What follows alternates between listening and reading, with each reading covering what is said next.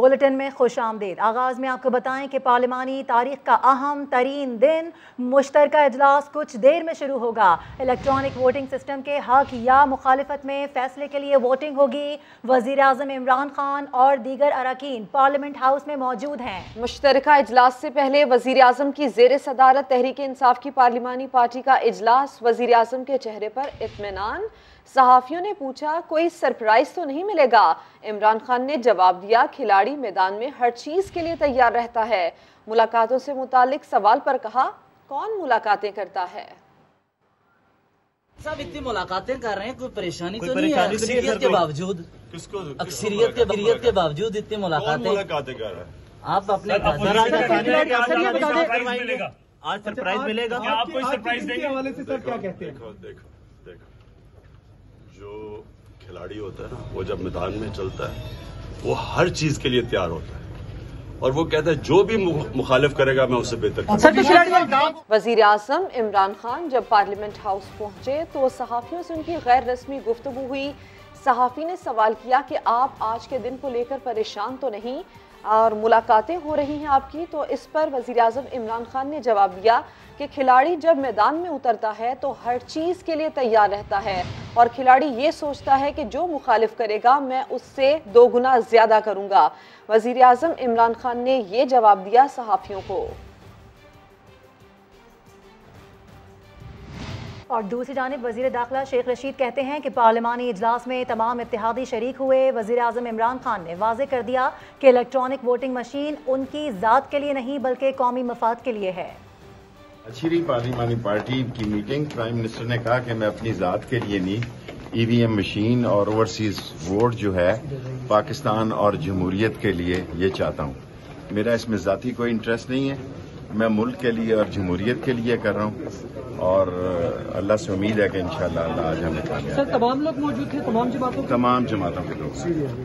और ऐसे में अपडेट ये भी है कि पार्लियामेंट मुश्तरका इजलास में अपोजिशन को चंद अरकान की गैर हाजिरी का खदशा है। शहबाज शरीफ, यूसुफ रजा गिलानी, खुर्शीद शाह अरकान की हाजिरी के लिए कोशिशों में मसरूफ हैं। नुमाइंदा खुसूसी नईम अशरफ भट्ट हमारे साथ मौजूद हैं, उनसे तफसीलात लेते हैं। नईम बताएगा, पता चल सका है कौन कौन से ऐसे अरकान हैं जिनकी हाजिरी थोड़ी सी डाउटफुल नजर आ रही है? जी मारूफ हर दफा अपोजिशन के ही लोग कम होते आए हैं। हाँ। लेकिन गुज़िश्ता हफ्ते जब पार्लियामेंट का इजलास मौखर किया गया उस वक्त अपोजिशन जो है वो भरपूर थी और हुकूमत को बल्कि अपना खतरा पड़ गया था। लेकिन अब दोबारा जो है वही मामला जो पीछे फैटफ में देखने में आया और या चेयरमैन सेनेट के मामले में आया, वो अब यहाँ भी अगरचे थोड़ा सा कम जरूर हुई है जो खदशात हैं, लेकिन अभी भी हैं और 6 से ज़ायद अरकान जो हैं वो इनको खदशा है कि वो शायद गायब हो जाएं और उनमें मुस्लिम लीग नून के 3 हैं और 3 दूसरी जमातों के और 1-2 और भी हैं जो कि डबल माइंड हैं, जिनके बारे में कि वो कभी होता है कि रास्ते में है, कभी उन्हें लगता है कि वो नहीं आएंगे, कभी आ जाएंगे। ये इस तरह की सूरत हाल है और लेकिन ये खदशा ज़रूर है। और शहबाज शरीफ, यूसुफ रजा गिलानी, खुर्शीद शाह गुज़िश्ता रोज़ से अभी तक जो है वो पूरा जोर लगा रहे हैं कि हर सूरत मुकम्मल हाजिरी हो। अगरचे हुकूमत अगर मुकम्मल अपनी तादाद कर लेती है तो उनको 9 अरकान की पहले ही बर्तरी हासिल है, लेकिन आपको पता है कि इतने बड़े ऐवान में 9 जो है वो बाज़ का लगता नहीं है कि ये कोई बर्तरी है। जिस पर अपोजिशन आपको पता है कि फैटम में भी उन्होंने शोर मचाया और कहा कि हम ज्यादा थे और ये स्पीकर ने गलत फैसला दिया। इसलिए 9 के बजाय 9 के साथ साथ हुकूमत को अपोजिशन के भी कुछ अरकान की हमायत चाहिए होगी। आपको पता है कि गुज़िश्ता हफ्ते उन्होंने राब्ते भी किए जिसकी तस्दीक की राना सनाउल्लाह ने कि बिल्कुल हमारे लोगों को फोन आ रहे हैं, खुफिया राब्ते उनके अरकान यानी आप ये कह रहे हैं कि एक दूसरे को मनाने की कोशिशें की जा रही हैं और यकीनी तौर पे हम समझते भी हैं कि इस कोशिश में वो कामयाब होते नज़र भी आ सकते हैं क्योंकि बहुत बड़ा दिन है, सभी चाहेंगे कि कोरम पूरा हो। बहुत शुक्रिया, सिलसिले में आपने आगाह किया। यहाँ फवाद चौधरी का ट्वीट भी शामिल करेंगे, लेकिन उससे पहले आपको ये बताएं कि अपोजिशन लीडर शहबाज शरीफ को हुकूमत की शिकस्त का यकीन नहीं। कहते हैं तादाद तो पूरी है लेकिन आगे वही होगा जो अल्लाह को मंजूर होगा। इजलास होगा तो आप देखेंगे इंशाअल्लाह। सर ये बताइए कि हुकूमत को टफ टाइम देंगे? अददी तादाद जो है हमारी इंशाअल्लाह हम सब को लेके आएंगे और फिर जो अल्लाह को मंजूर होगा इंशाअल्लाह। और इंशाअल्लाह आज पार्लियामान में ओवरसीज़ पाकिस्तानियों को इंतखाबात में वोट डालने की सहूलत का कानून पास होगा। तहरीक इंसाफ एक और इंतखाबी वादे की तकमील करेगी। वफाकी वज़ीर इत्तलात फवाद चौधरी ने ट्विटर पैगाम में कहा है कि इलेक्ट्रॉनिक वोटिंग मशीन और ओवरसीज़ पाकिस्तानियों के वोट के कानून पाकिस्तान में जमहूरियत को मजबूत बनाने के लिए संगे मील साबित होंगे।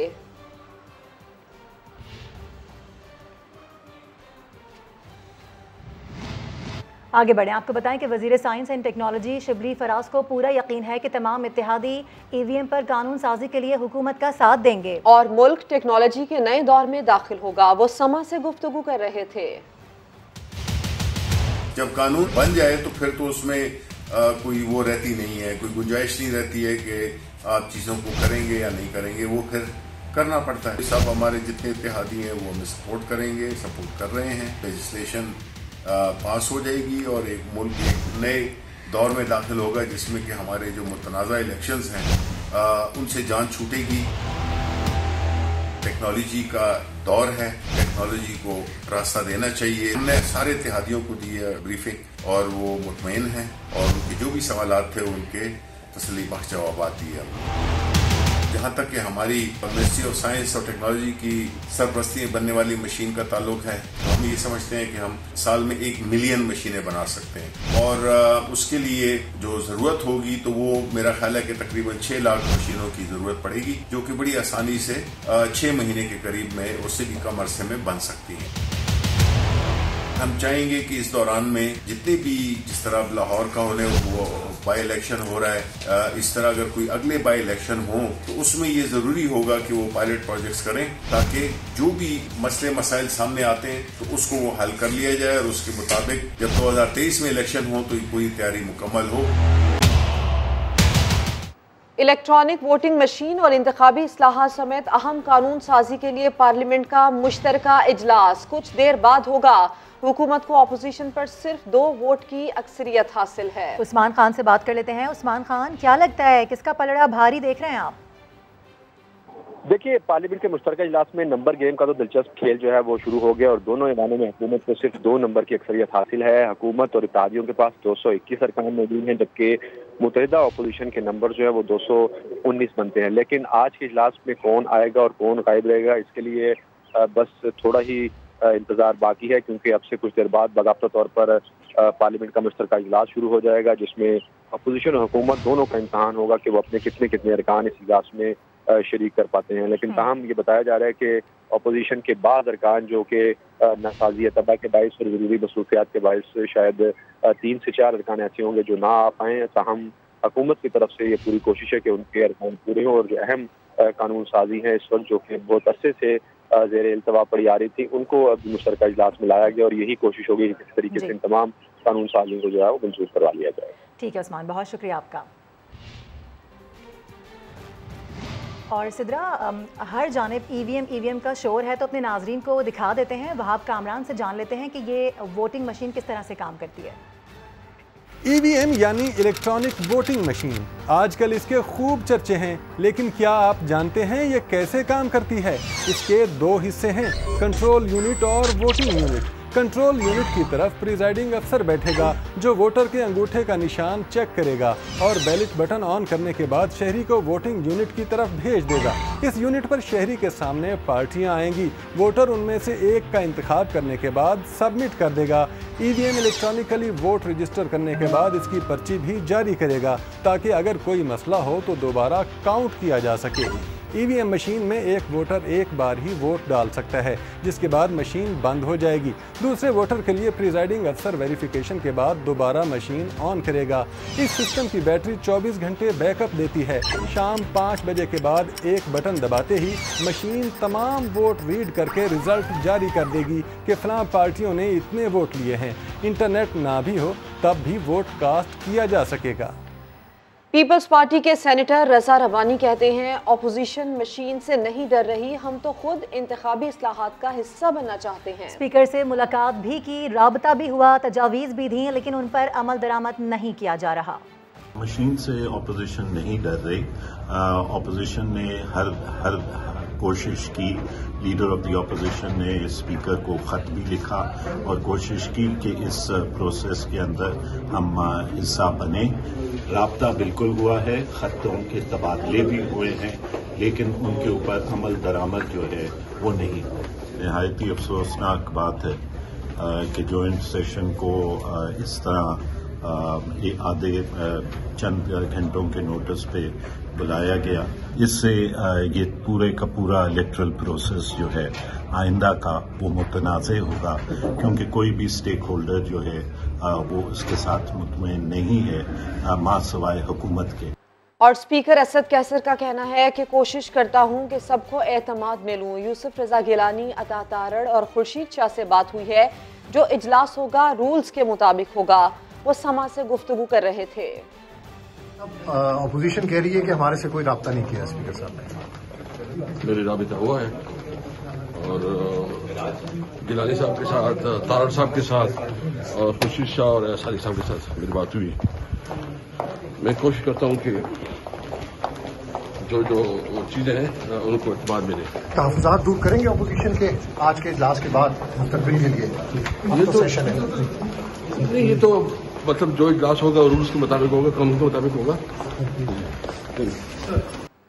और मुश्तरका इजलास में कौन किसका साथ देगा? प्रोग्राम नदीम मलिक लाइव में पीटीआई के सेनेटर फैसल वावदा ने दावा कर दिया। वो कहते हैं कि अपोजिशन जमातों के बहुत से अरकान अंदरूनी तौर पर इमरान खान की सोच के हामी हैं, वो साथ देंगे। नून लीग के जावेद लतीफ़ ने दावा किया कि ताकतवर हल्के असरअंदाज ना हुए तो हुकूमत को वोटिंग में 30-35 वोटों से शिकस्त हो जाएगी। अल्लाह की मेहरबानी से नंबर बाय फार पूरे हैं और हमेशा की तरह सुरख होंगे।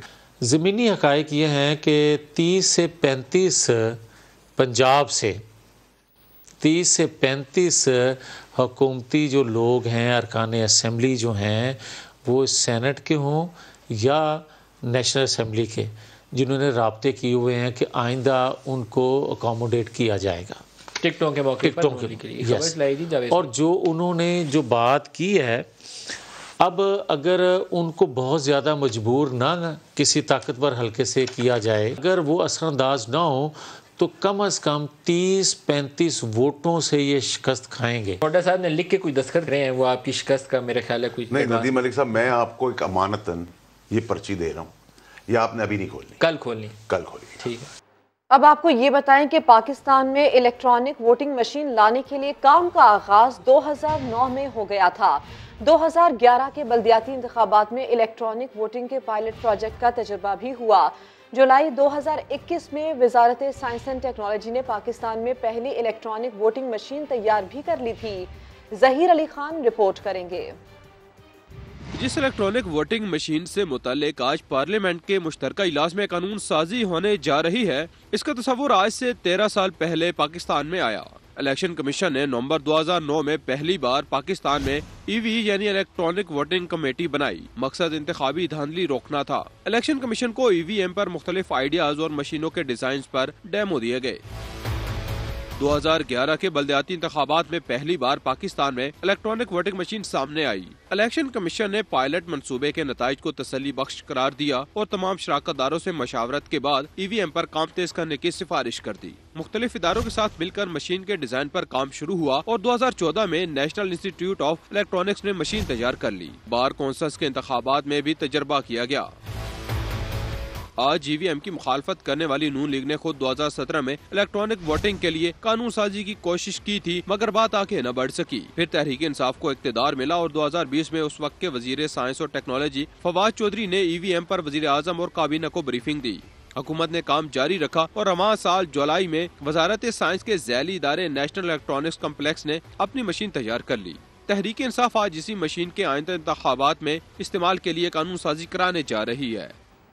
और अब आपको बताएं कि JUI के रहनुमा अब्दुल गफूर हैदरी ने इंतखाबी इस्लाहात समेत हुकूमती बिल्स को मुल्क तकसीम करने की साजिश करार दे दिया। बोले हुकूमत में शामिल बाज़मीर लोग आज अपोजिशन का साथ देंगे, ऐवान के अंदर और बाहर भी डट कर मुकाबला करेंगे, हुकूमत को रुसवाई होगी।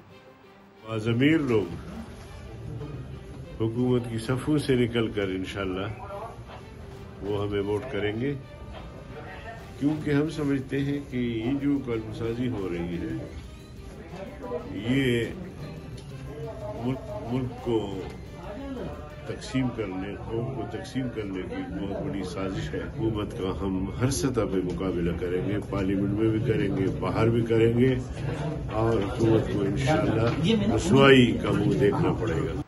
इस वक्त विफाकी वजीर इत्तलात फवाद चौधरी मीडिया से गुफ्तगू कर रहे हैं।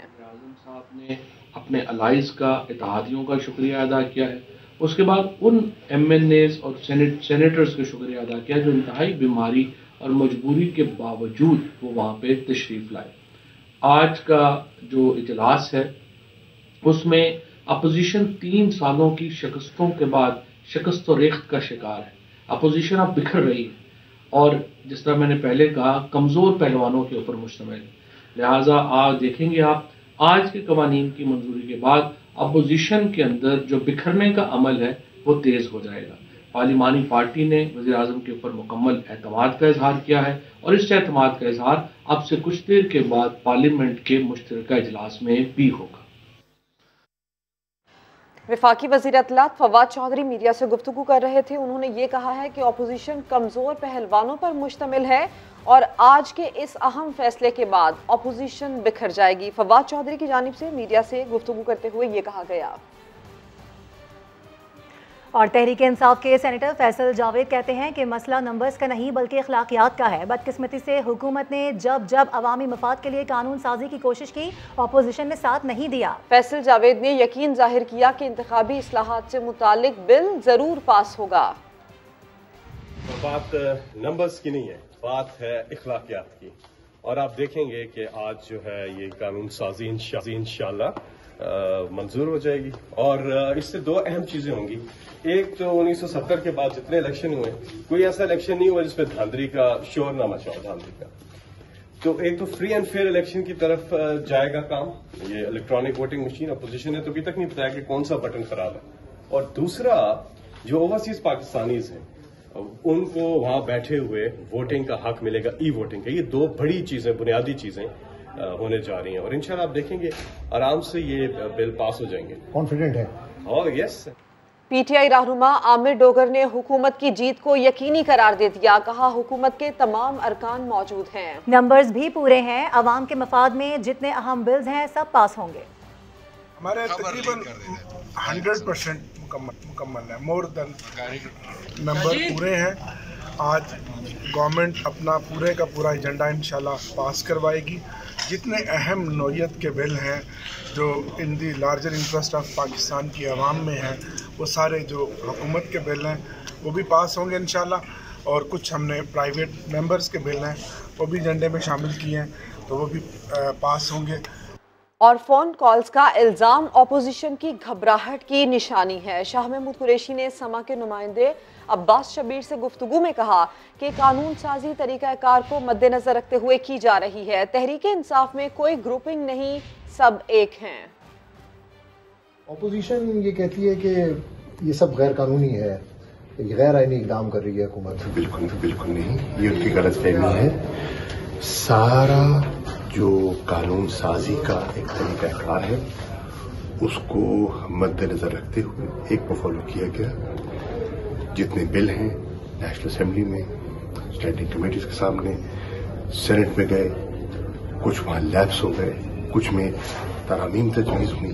अपोजिशन का फिर इल्जाम है कि फोन कॉल्स हो रही हैं, बंदों को प्रेशराइज किया जा रहा है। ये उनकी घबराहट की निशानी है और ये उनका, मैं समझता हूं कि अंदरूनी इंतशार का वो इजहार कर रहे हैं, ऐसी कोई बात नहीं। और इलेक्ट्रॉनिक वोटिंग मशीन जो हुकूमत और अपोजिशन के दरमियान तनाज़ा बन गई है, कितने ममालिक में ये मशीन किस तरह और कैसा काम कर रही है, देखते हैं। ये है इलेक्ट्रॉनिक वोटिंग मशीन। हुकूमत कहती है अगर ये मशीन इंतखाबात में इस्तेमाल हो जाए तो राय शुमारी शफाफ हो जाए। अपोजिशन कहती है ये मशीन अगर इलेक्शन प्रोसेस का हिस्सा बन जाए, पोलिंग मुतनाज़े हो जाए। मशीन ना हुई, मुअम्मा हो गया। जबकि दुनिया के 31 मुल्कों में इलेक्ट्रॉनिक वोटिंग मशीन पर कामयाब इलेक्शन हो चुके हैं। 14 मुल्कों में ये मशीन इंतखाबात के लिए इस्तेमाल की जा रही है। 11 मुल्कों के कुछ हिस्सों में EVM का तजर्बा किया जा रहा है। 5 मुल्कों में पायलट प्रोजेक्ट्स चल रहे हैं। 8 मुल्कों में पायलट प्रोजेक्ट के बाद सिलसिला रुक चुका है। भारत की बात की जाए तो सन 98 में तजर्बा किया गया और 2004 से कौमी सतह पर इसका इस्तेमाल किया जा रहा है। शफाफ इंतखाबात मुमकिन बनाने के लिए बहुत सारे मुल्कों ने इस मशीन को एक बार मौका जरूर दिया है, किसी ने इसे मुअम्मा नहीं बनाया, मगर हमारे यहाँ बेचारी इलेक्ट्रॉनिक वोटिंग मशीन तजर्बे से पहले ही मुअम्मा बन चुकी है। हुकूमत का ये कहना है कि इंतखाबी इस्लाहात से धांधली का रास्ता रुकेगा। अपोजिशन का दावा है कि हुकूमत ईवीएम से डिजिटल धांधली करना चाहती है। धांधली का ये शोर नया नहीं है, माजी में भी तमाम जमातों के रहनुमा इंतखाबात में शिकस्त पर धांधली के इल्जामात लगाते रहे हैं। धांधली हुई, टेंशन लगाए गए हैं जीतने के लिए। 4 हल्कों में देख लें, अगर इन्वेस्टिगेट करते हैं कि अगर उनमें धांधली हुई है, अगर वो ठीक हुआ हम बाकी भी रहने देते। सारे हल्कों को खुलवाएंगे जो आप कहते हैं जिसमें धांधली हुई। पार्टीज जो आज कह रही है धांधली हुई, धांधली हुई है, धांधली हुआ है, धांधली की गई है, धांधली होने हैं, धांधली करने वाला धांधली साबित हुई। धांधली की थी, धांधली का निजाम नहीं चलेगा। धांधली ज़दा इलेक्शन को धांधली ज़दा इलेक्शन कहें। जमील भाई के सीट पे धांधली करके चोर पकड़ लिए। आप धांधली करें। धांधली तो हुआ गिलगित बल्तिस्तान में, हम धांधली के खिलाफ एहतजाज करें। इलेक्शन में धांधली हुई है, बता तो दिया है। उनके इलेक्शन में धांधली कराई गई। लोकल सतह की धांधली, धांधली धांधली धांधली धांधली धांधली धांधली धांधली धांधली तारीखी धांधली की। जो आखिरी मेरा पॉइंट है धांधली का। और अभी अफसोसनाक खबर आ रही है कराची से। आपको बताएं कि सदर Zainab market Victoria shopping centre के 4थे फ्लोर पर आग लग गई है, ऐसी इतलात मौसूल हो रही हैं। फायर ब्रिगेड की 3 गाड़ियां इस वक्त आग बुझाने में मसरूफ़ हैं। कराची का इलाका सदर ज़ैनब मार्केट, यहाँ पर बताया जा रहा है कि विक्टोरिया शॉपिंग सेंटर है जिसके 4थे फ्लोर पर आग लगी है। मनाजिर समा की टेलीविजन स्क्रीन पर भी मुलाहिजा किए जा सकते हैं। शाहनवाज कादरी हमारे साथ मौजूद हैं, उनसे बात कर लेते हैं। शाहनवाज, पता चल सका है किस नौयत की आग है, कितना नुकसान हुआ है अभी तक? बिल्कुल, ये फवारा चौक ज़ैनब मार्केट के करीब ही इमारत है जिसको विक्टोरिया सेंटर भी कहा जाता है। इसके 4थे फ्लोर पर इस वक्त आग लगी हुई है। आगजनी के बायस जो है फायर ब्रिगेड की गाड़ियों को तलब कर लिया गया है। फायर काम में बताते हैं कि फायर ब्रिगेड की 3 गाड़ियों को रवाना कर दिया गया है। 2 गाड़ियां इस वक्त मौके पर मौजूद हैं जो आग पर काबू पाने की कोशिश कर रहे हैं। अब तक जो आग लगने की वजूहत सामने नहीं आ सकी है। जो बिल्डिंग में लोग रिहायशी थे, इसके अलावा वहाँ पर कारखाने भी बने हुए हैं। तमाम लोगों को बिल्डिंग से बाहर निकाल लिया गया है। तमाम लोग इस वक्त सेफ हैं, लेकिन आग की वजह क्या है ये भी मालूम नहीं हो सकी। बहुत शुक्रिया आपका शाहनवाज। अहम खबर एवनफील्ड रेफरेंस से मुताल्लिक मरियम नवाज इस्लामाबाद हाई कोर्ट पहुंच गई हैं। नई बुनियादों पर दायर मुतफर्रिक दरख्वास्त भी सुनी जाएगी। मरियम नवाज की सजा के खिलाफ अपीलों पर समाअत होगी। मरियम नवाज इस्लामाबाद हाई कोर्ट पहुंच चुकी हैं। एवनफील्ड रेफरेंस का ये मामला है। आज मरियम नवाज की समाअत है और वो समाअत से मुतालिक पहुंच चुकी हैं। मरियम नवाज की सजा के खिलाफ अपीलों पर समाअत होगी, जबकि नई बुनियादों पर दायर मुतफर्रिक दरख्वास्त भी सुनी जाएगी। मरियम नवाज इस्लामाबाद हाई कोर्ट पहुंच चुकी हैं। एवनफील्ड रेफरेंस का ये मामला है। मरियम नवाज की सजा के खिलाफ अपीलों पर समाअत होगी। ब्रेक के बाद खबर ये कि क्या अपोजिशन को मुश्तरका पार्लिमानी इजलास से पहले हार नजर आने लगी। शहबाज शरीफ की ज़ेर सदारत मुतहदा अपोजिशन का पार्लिमानी इजलास बिल्स मुश्तरका इजलास से पास होने की सूरत में सुप्रीम कोर्ट जाने पर मुशावरत की गई। उस्मान खान से अपडेट्स लेते हैं। उस्मान खान, क्या तफसीलात हैं, क्या डिटेल्स हैं इस खबर की? जी बिल्कुल, ऐसा ही लगता है कि शायद अपोजिशन अपने नंबर पूरे करने में नाकाम नजर आए और इसीलिए ये सोचा जा रहा है कि हुकूमती मुतनाज़ा कवानीन को चैलेंज किया जाए और बिल मुश्तरका इजलास से पास होने की सूरत में सुप्रीम कोर्ट जाने पर मुशावरत की जा रही है। अपोजिशन लीडर की ज़ेर सदारत जो इस वक्त अपोजिशन अरकान है वो इस बात पर गौर कर रहे हैं कि अपोजिशन के कानूनी निकात में तब्दीली कीजिए। अगर चैलेंज किया जाता है तो उसके लिए कमेटी कायम की जाए और अपोजिशन की कानूनी कमेटी कानूनी तजवीज़ तैयार करेगी और तजवीज़ की तैयारी के लिए पैनल वकला से मुशावरत और ज़ाब्ते की कार्रवाई मुकम्मल करेगा। लेकिन चूँकि अभी इजलास होना है और उस इजलास में अगर अपोजिशन को डिफीट होती है तो यकीनन इस बात पर ये फैसला किया जाएगा तो सुप्रीम कोर्ट से फौरी तौर पर रिव्यू किया जाए और जो बिल पास होते हैं उनको वहाँ से लाया जाए। ठीक है उस्मान, बहुत शुक्रिया आपका। आगे बढ़े, आपको बताएं कि शरीफ फैमिली मनी लॉन्ड्रिंग केस में अहम पेशरफ्त हुई है। एहतसाब अदालत ने गिरफ्तार मुलजिम अहमद अली का 14 रोज़ा जिस्मानी रिमांड मंजूर कर लिया है। मुलजिम पर शहबाज शरीफ के बेनामीदार होने का भी इल्जाम है। अरशद अली से बात करते हैं। अरशद, इस पेशरफ्त से आगाह कीजिए। जी बिल्कुल, जो है वो मनी लॉन्ड्रिंग केस में मतलूब नैब का मुलजिम जो है वो गुज़िश्ता रोज इस्लामाबाद से गिरफ्तार हुआ था। आज नैब हुकाम की तफ्तीशी टीम ने मुलजिम को नैब अदालत लाहौर के रूबरू पेश किया और दौरान समाअत नैब हुकाम ने मुलजिम अली अहमद का जो है वो 14 रोज़ा जिस्मानी रिमांड की इस्तदाद की और कहा कि मुलजिम जो है वो 2 साल से इश्तियारी था और मुलजिम जो है वो मनी लॉन्ड्रिंग केस के अंदर अहम तरीन मुलजिम है। इससे इन्वेस्टिगेशन करनी है और शहबाज शरीफ और हमजा शहबाज की तमाम तर जो टीटीज का मामला था ये मुलजिम देखता था, लिहाजा अदालत जो है वो मुलजिम का 14 रोज़ा रिमांड फराहम करने के अहकामात जारी करे। अदालत ने प्रीक्यान के वकला के दलाइल सुनने के बाद मुलजिम को नैब के हवाले कर दिया है और दोबारा नैब हुकाम को 1 दिसंबर को अदालत के रूबरू पेश करने के अहकामात। अपडेट करने के लिए शुक्रिया अरशद। अब आपको ये बताएं कि भारत में नमाज जुमा की अदायगी पर पाबंदियों और मसाजिद की शहादत पाकिस्तान की जानिब से पाबंदियों की सख्त मजम्मत की गई है।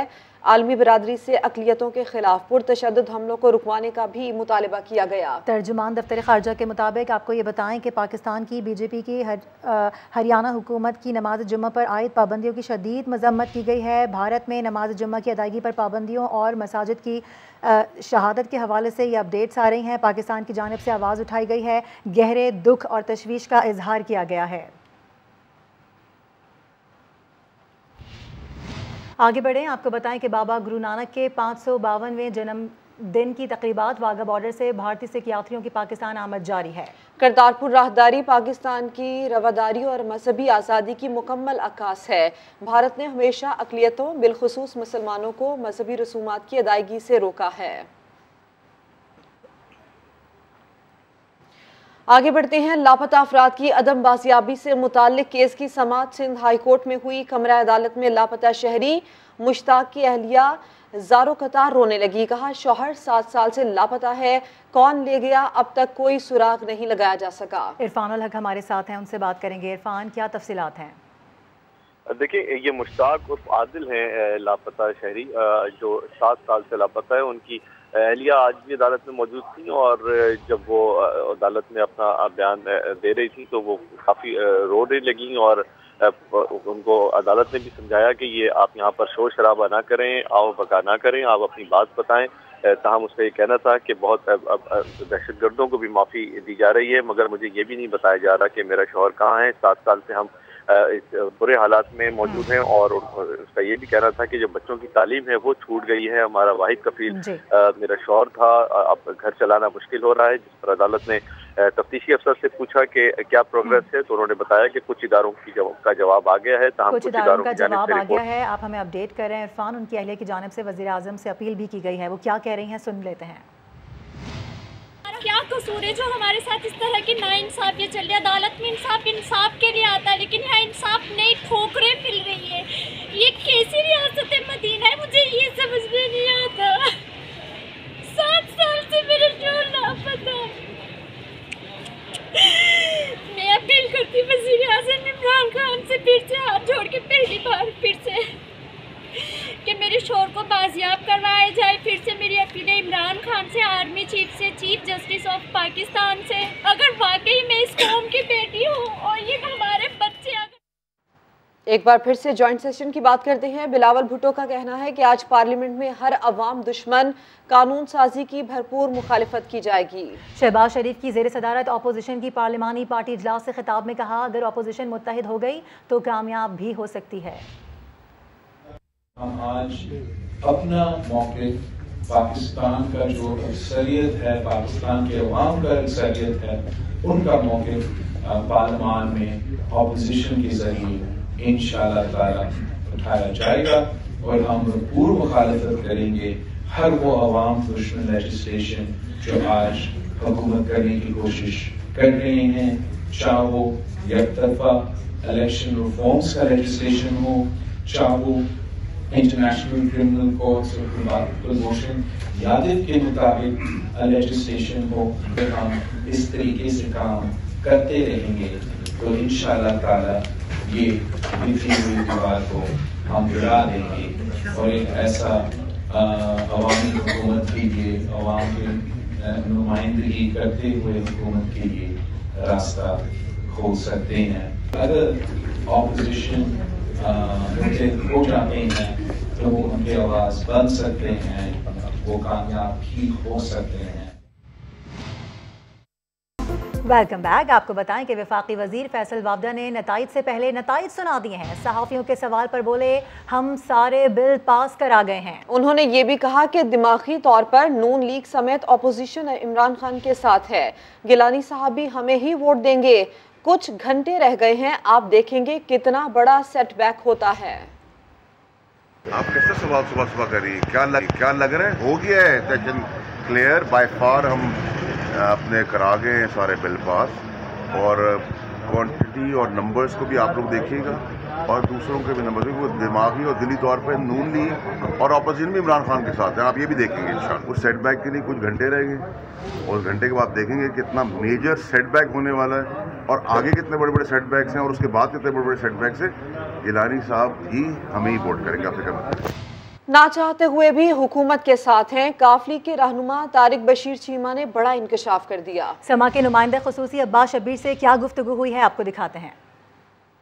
आखिरी मौका है कि आप हुकूमत के साथ हैं या आगे भी चलेंगे? यार देखो, अभी तक तो हुकूमत के साथ हैं, ना चाहते हुए भी वोट डाल रहे हैं। पार्टी की आदत का फैसला है। ना चाहते हुए वोट मैं तो कम से कम ना चाहते हुए डाल रहा हूँ। पार्टी की आदत का फैसला। अपने स्टांस पे कायम है जो आपने मीटिंग के अंदर प्राइम मिनिस्टर के सामने बात कही थी? मैं अभी भी कायम हूँ, लेकिन पार्टी का फैसला डिसिप्लिन के पाबंद नहीं डाल रही। तो क्यों वोट नहीं डालना जी? क्या मसला क्या है? ये फिर बाद में बात करेंगे। नहीं तो हल्की सी गपशप डाल दिया। इसी के साथ बुलेटिन से फिलहाल इतना ही। एक ब्रेक के बाद आपसे मिलेंगे हेडलाइंस के साथ। देखते रहिए समा।